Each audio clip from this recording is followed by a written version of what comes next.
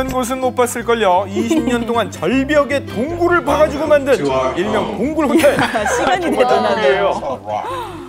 네, 지질학자가 손수 만든 공간인데요. 푸 스타일의 샤워기를 비롯해서 전기, 수도, 전화시설까지 완비되어 있습니다. 110m 절벽 위에 있지만 그 어떤 비바람에도 쓰러지지 않는 안락한 호텔이라는 거. 이야, 그래요? 그렇다면 이 영국에는요, 교도소를 리모델링한 호텔도 있습니다. 특히 결혼식 장소로도 인기가 아주 높고 예약 없이는 숙박이 불가능하다고 하네요.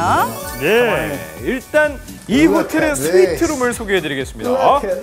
트인 전망의 안락한 침대, 비행기 조종석 되겠습니다.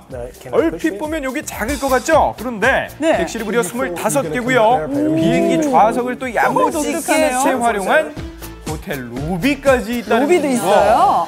자, 그렇다면 그 비행기만큼이나 공간 활용을 잘한 일본의 캡슐 호텔, 예. 그리고 또 세계 각국을 컨셉으로 한 벨기에 호텔까지 개성 넘치는 매력적인 전 세계 호텔로 여행 떠나보시면 어떨까요?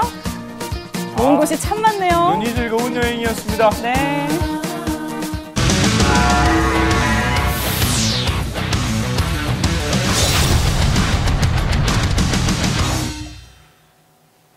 네, 교통사고 발생 시 후속 조치는 필수라는 거 다들 기본으로 알고 계실 텐데요. 그런데 직접 충돌 없이 사고의 원인을 제공했다고 하더라도 예외는 아니라고 합니다. 그래요? 바로 비접촉 사고로 처리되기 때문이라고 그렇죠. 하는데요. 비접촉 사고, 그 영상들을 직접 확인해 보시죠. 네.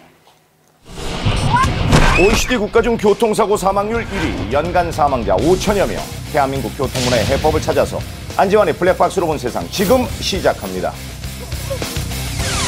여기는 경기도 과천입니다. 제보자의 차량 앞에 대형 트럭 한 대가 보이는데요. 그런데 갑자기 오호, 차체가 한쪽으로 급격히 기울더니 결국 전복돼 버리고 말았습니다. 왜 그랬을까요? 승용차가 끼어들면서 이 아. 레미콘이 갑자기 이렇게 핸들 조작을 차량 한 대가 끼어들고 있었네요. 제가 만약 그 옆에 지나간다면 큰일 날 뻔했죠. 그러게 말입니다. 네, 차선 변경을 하려던 승용차에 의해 사고가 발생한 상황. 그런데 이 차량은 별다른 후속 조치 없이 그대로 사고 현장을 벗어나고 맙니다. 이와 같은 유형의 사고가 어제 오늘 일이 아닙니다. 자, 보십시오. 승용차가 지금 차선 변경을 하는데요. 이때 제보자의 차량이 중심을 잃었습니다. 아이고. 아하, 한쪽으로 밀려나면서 가드레일을 들이받고 이 경우 2차 사고도 빈번하게 발생하고 있습니다.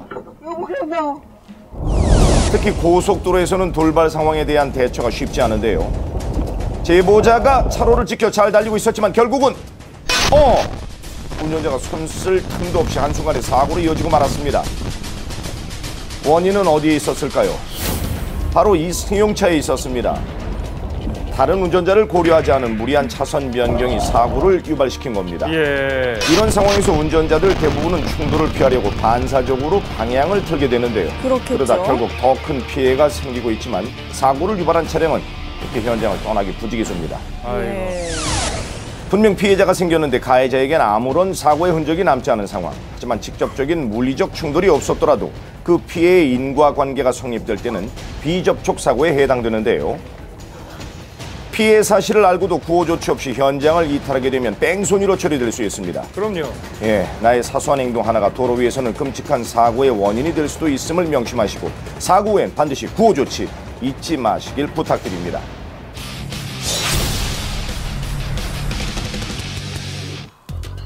제보자의 출근길입니다. 차량이 서서히 멈춰서는데요. 자, 그런데 그 순간 저 앞에서 엄청난 괴음과 함께 사고가 발생하고 말았습니다. 가속으로는 승용차랑 신호대기하던 승합차가 조금씩 지금 앞으로 나가면서 같이 충돌을 하는 사고였거든요. 사람 걷는 인도까지 좀 밀려나면서 그 보행자 신호등도 무너뜨렸고요. 보행자 눈으로 없어서 보고 쉽게 다행이네요. 믿을 수 없는 상황인데요.